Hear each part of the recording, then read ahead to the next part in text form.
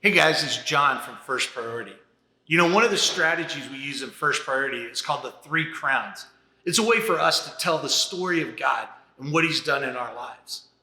You see, one of the things about God is this: we have a lot of choices of how we view Him. Just like in one of my favorite coffee shops here, I have a lot of choices of things I could drink.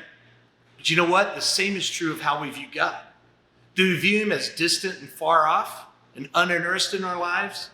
Do we see Him as Santa Claus and just there to give us what we want? Or do we see Him as the divine creator who brought all of creation into existence?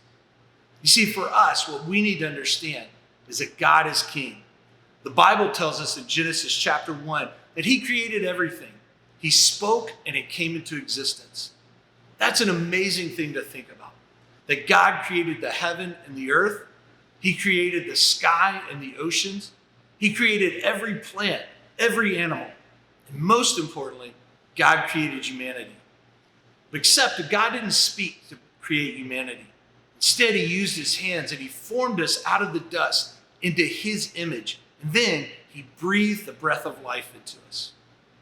See, what that tells us is this: God is ultimately powerful, and He's ultimately the authority of the universe. When we understand God as king of our lives, it begins to change how we live. It begins to change our view of the world around us. So I want to ask you a question. What's your perception of God? What's the choice you make as you view Him? I want to encourage you to read Genesis chapter 1 out of the Bible. It tells us the story of creation. And as you do, I want you to picture, what if this is really true?